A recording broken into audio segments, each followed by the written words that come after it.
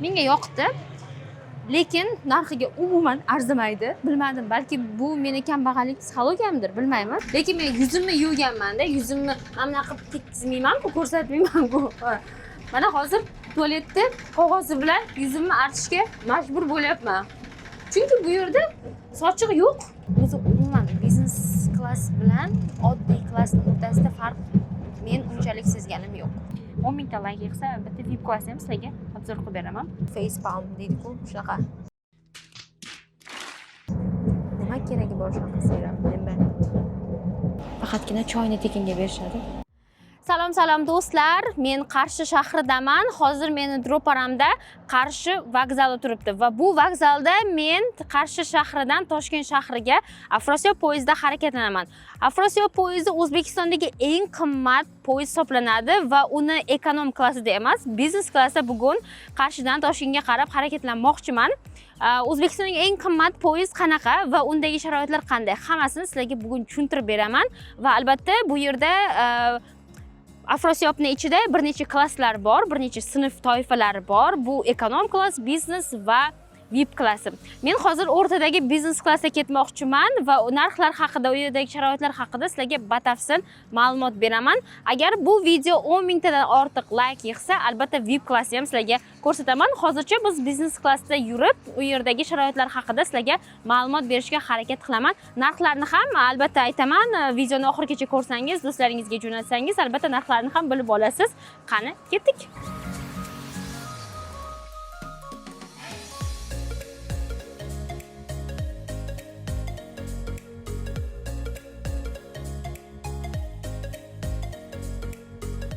Afrosiyob biletini oldin olish juda ham qiyin. Shuning uchun bir kun oldin umuman topa olmadim.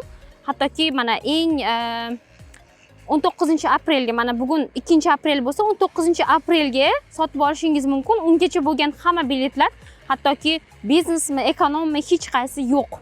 Shuning uchun oldindan bron qilish juda ham qiyin. Tanishlarni ishga soldim va ular menga topib berishdi. Do'stlarimizga rahmat. Va hozir menga biletni olib berishgan. Men kassaga kirib biletimni olishim kerak. Kecha bir tanishimiz topib bergan menga. Biletni pulini to'ladim-da. Keyin uni biza hozir olishimiz kerak. Mana shu joydan, kirish joyidan kiramiz. Bu yerda hech kim yo'q ekan. Bemalol kirdim. U narigi tomonda temir yo'l kassalari bor. O'sha kassadan kirib olishim kerak.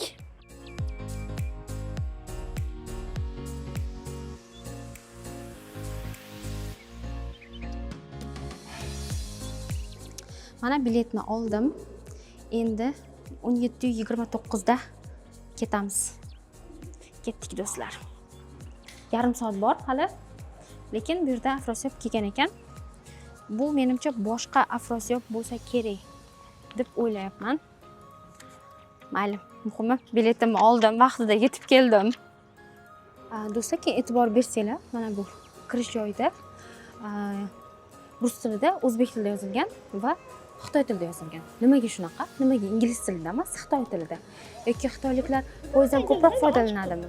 Nimaga bunaqa qilingan? Har safar shuni ko'raman, savol bergim keladi. Sizlarga savol, shunga javob beringlar, iltimos. Men bilmayman, lekin buning sababi nimaligini.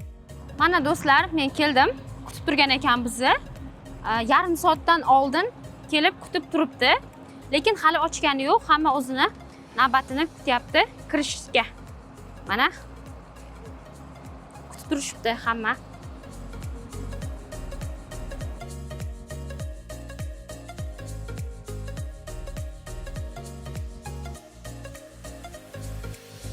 Meni vagonim oxirdan bitta oldinda ekan.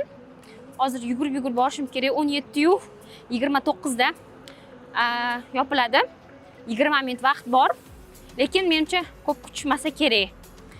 Hozir mana bu yoqda 8-vagon qaysi? Qaysi? Mana bumi? Mana 8-vagon ekan. O'rtoqlar. Voy. Assalomu alaykum. 8. Ha, yonimda. 3-joy, a? Voy. Chapga bu yoqdan. Bu yoqdan. Biz adashdim. Mana ochilarkan o'rtalar. Chunki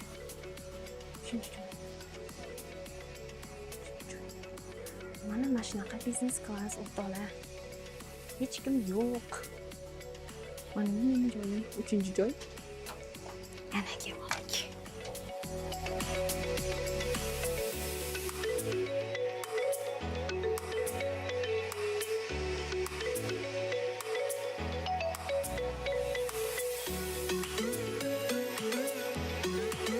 Hozir bizning yurishimizga atigi 9 daqiqa qoldi. 17:21, ya'ni 8 daqiqa. 8 daqiqadan keyin biz yurishimiz kerak va 3 soatda biz Toshkentga yetib borishimiz kerak. Men sizlarga yurgunimizcha kichkinagina mini turcha qilaman. Qani ko'ramiz, ketdik. Boyagi biznes klassdagi menga ochiladigan eshik bor, o'sha narsani sizlarga ko'rsatmoqchiman. Ketdik. Mana qaranglar, odam yo'q bu yerda umuman. Balkim Samarqanddan chiqishlari mumkin. Mana shuni ko'rsatmoqchiman. Mana ochilishini qaranglar. Orqadagi vagonda sizlar ocha olmaysizlar, faqat oldindagi vagonni ochishingiz mumkin. Hammasi avtomatik ochiladi. Mana bu yerda menimcha o'sha provodnik o'tirsa kerak. Xullas shunaqa mana 17:22.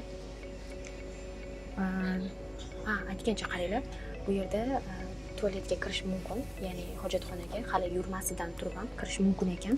Ba'zi bekatlarda, ba'zi poyezdlarda bo'lmaydi bu narsa, lekin bu yerda bor ekan. Ikkinchi yana e'tibor berishingiz kerak bo'lgan jihat nogironlar uchun, nogironligi bor fuqarolar uchun ham bu yerda hojatxona bor ekan. Juda ham yaxshi. Va adashmasam ekonom klassda ham bu narsa bor edi. Bormi yoki yo'qmi? Men ekonomda yurmaganimga ancha bo'ldi. O'zi avtobusda yuraman men. Shuning uchun aytaylik, iltimos. Va menga yana yoqqan tomoni, mana bu yerda ko'zi ojiz bo'lgan odamlar uchun ham qulayliklar yaratilgan ekan. Doimiy ekonomda yuradiganlar, qani aytinglarchi, biznes bilan ekonom nima farqi bor? Mana keyingi vagonda ham bor. Mana bu yerda biznes klass deb yozib qo'yilgan. Shuning uchun bizning farqimiz mana shu harfida. Yana nima farqi bor bilmadim. Hojatxonaga kirishim kerak. Men ham hojatxonani sizlarga alohida ko'rsatmoqchiman. Hozir o'rtalar bu juda g'alati ochilar ekan, mana. Birdan ochilib ketdi. Qaranglar kattaligini. Bo'ldi, yopamiz. Mana uslab qo'ydim. Endi qaranglar. Hojatxona. Mana sharoitlari bor. Mana bunday sharoit bor. Va albatta nogironligi bor odamlarga mana bunaqa sharoit qilib qo'yishgan. Men o'ylaganim faqat nogironligi bor odamlar uchunmi? Yo'q.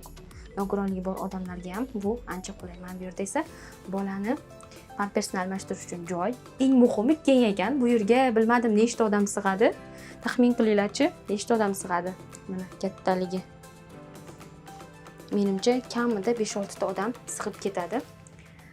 Ekonom klassda ham xuddi shunaqami, o'rtoqlar? Albatta ekonom bilan solishtirish kerak, chunki men hali ekonomda yurib ko'rmadim. Ko'rganim, yurib ko'rganim ancha bo'lgan, esimdan chiqib ketgan.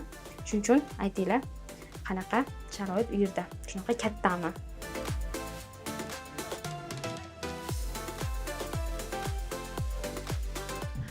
Mana do'stlar, soat 17:29 bo'ldi va Afrosiyob poyezdi yurishni boshladi.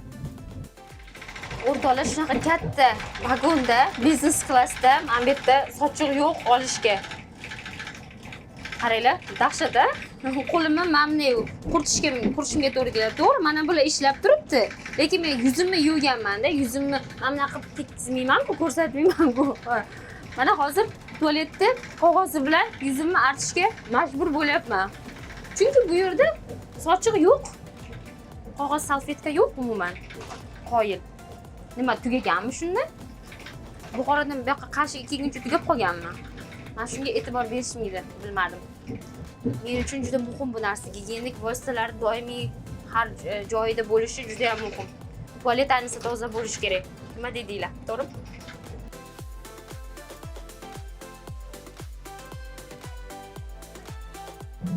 Mana yo'lga chiqqanimizga 5 daqiqa bo'ldi. Lekin manzara top rostdan ham zo'r. Sizlarga ko'rsataman. Qaranglar manzarani. Mazza. Mezza.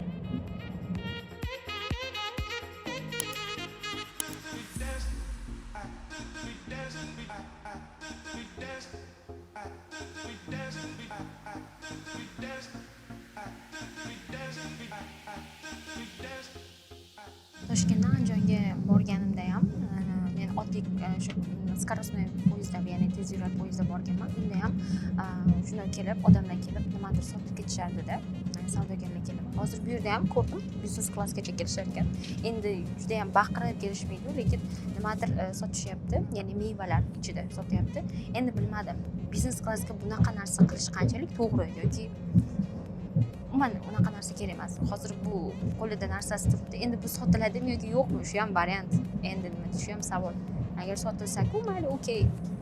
Sotilmasa, shundoq berilsa, okey. Lekin agar sotilsa, endi bilmadim. Shu yerda ham biznes qilmoqchi bo'lishadi. Biznesda, biznes klassda biznes qilishyapti. Rostmi? Dahshat.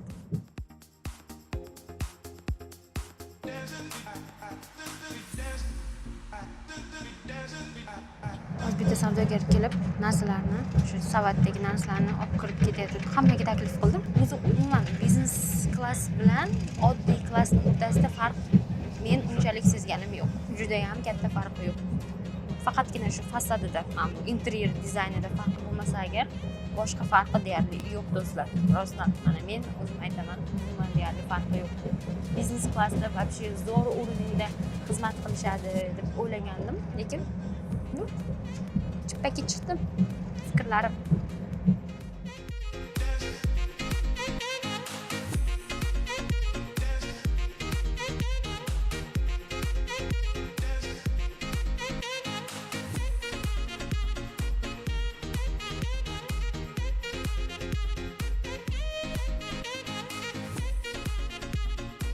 Menga poyezd yoqqan tomoni mazza qilib manzaraga qarab ketsa bo'ladi. Yam-yashil manzaradan shunaqa mazza qilyapman, ko'zlarim quvnayapti. Mana shuning uchun ham shuna kattaki poyezdda mazza qilib ketsa bo'ladi. Mana men oyoqlarimni uzatib olib mazza qilib ketyapman. Shunchaki ta'riflashga iloji yo'q. Biznes klassda ham yurib ko'ringlar. Biznes klassda ham sinab ko'rish kerak. Qanaqa kayfiyat beradi sizlarga? Menga hozir shunaqa kayfiyat beryapti.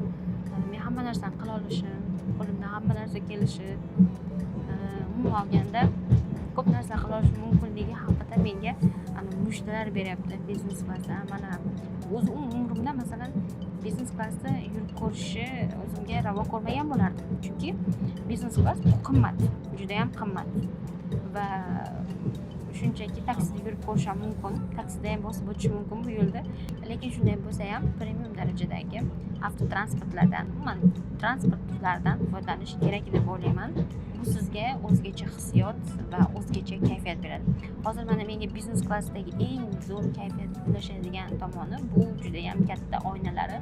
Mana qaranglar, juda ham katta. Bemalol mazza qilib manzarani tomosha qilib bo'ladi. Hozir bahor, ayni gullagan, yashnagan payt Qashqadaryo tarafdan o'tib ketyapmiz, Samarqandga qarab. Hamma joy ham yashil, juda ham chiroyli. Shunchaki qarab ko'zingiz to'ymaydi, yana quyosh botyapti, juda ham chiroyli bo'lib. Mazza. Albatta, biznes klassda yurib ko'ringlar. Lekin ekonomda ham shu narsani ko'rsa bo'ladi. Faqat ekonomda shovqin bo'lishi mumkin. Lekin bu yerda biznes klassda odamlar juda ham past gapirishadi. Shovqin emas, chunki vagonning o'zi juda ham kichkina. Albatta, o'sha aytganimdek, agar 10,000 ta like yig'ilsa, men albatta VIP klassda ham ketaman. VIP klassda bilasiz, prezidentlar, katta vazirlar, davlat tashkilotining yuqori darajasida mansabdorlari VIP klassda ketishadi. 10,000 ta like yig'sa, albatta VIP klassda ham sizlarga obzor qilib beraman.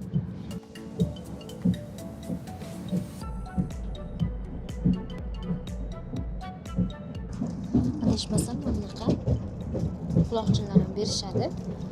Serial ko'rib ketish uchun. Sevimlida Tugun degan serial bo'lyapti ekan. O'sha serialni ko'rib ketish uchun. Xo'p. Naushnikni mana bu yerga qo'yamiz, menimcha.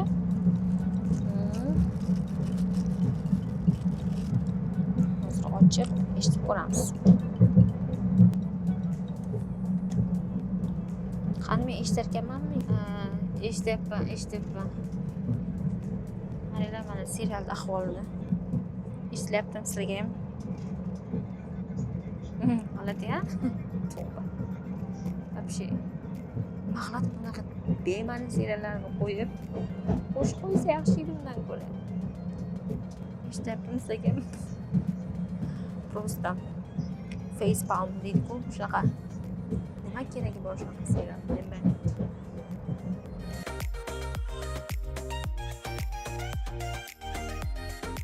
Mana sizlar o'rtoqlar, mana shu yerda televizorning o'rnida, mana shu televizordagi sevimli kanaldagi bema'ni seriallar o'rniga nima ko'rishni tavsiya qilasizlar? Ya'ni nima qo'yib ketsa, shunaqa jamoat joylarida effektivniroq, ya'ni samaraliroq bo'ladi. Biz sekin-astalik bilan Samarqand shahriga yetib kelyapmiz. Menimcha. Bu yerda esa mana tomosha zali bor ekan. Mazza qilib tomosha qilib ketsa bo'ladi va mana yonimizda esa bar.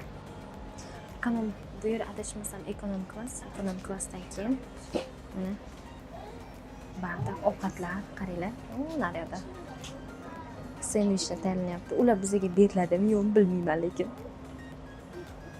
Agar olmoqchi bo'lsangiz, chortoq suvi ham bor ekan, Coca-Colalar bor ekan. Mana bu yerda Lipton choylari ham bor ekan. O'zlari kelib tavsiya qilib ketishadi. 18+lar bor. Mana bunaqa mevalar ham bor. Bu mevalar alohida narxlanadi. To'g'risi qanchaligini bilmayman. Faqatgina choyni tekinga berishadi. Mana bunaqa idishlardagi beriladigan ovqatlar, bular VIP klass uchun bo'lsa kerak, nargisi bizlar uchun. Qani ko'ramiz endi.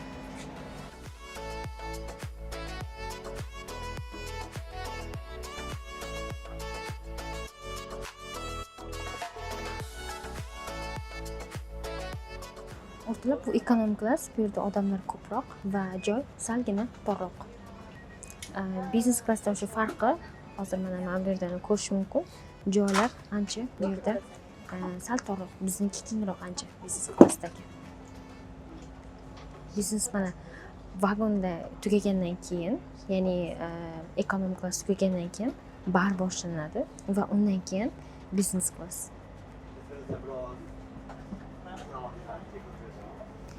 Mana biznes klassdagi bo'sh joylar ham Samarqandga kelgandan keyin to'ldi. Odamlar hozir biznes klassda ko'payishib qoldi. Deyarli hamma joy band. Endi biz yo'lga chiqamiz. Bizga sendvichlarimizni tayyorlashyapti. Qani ko'ramiz, beradimi, shirinmi yoki yo'qmi? Buni sizlarga aytaman.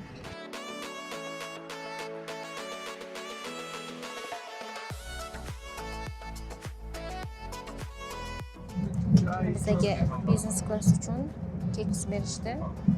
Glazurli choyli ложка, choy qoshiq, влажная salfetka. Kun tayyorlangan ekan. Choy berishdi. Choy yoki nimadir ko'k choymi ichishingiz mumkin yoki bo'lmasam, menimcha kofe ham berishdi mana. Kofe trivannovi ham bor ekan. Hop, ochib ko'ramiz. Men o'ylaganimdek, boyagi sendvichlarni berishmadi. Narxli bo'lsa kerak. Shirinlik. Keks bo'lsa kerak bu. Bunaqa shirinlik. Uchtasi birda kofe, qoshiq va salfetka.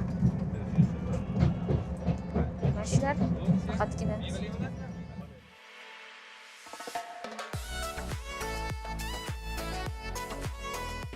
mana 21:03 bo'ldi va 21:03 da to'xtash kerak edi. Hozir uni o'zida to'xtadim. Qolish kerak, respekt. O'zini vaqtida to'xtadi.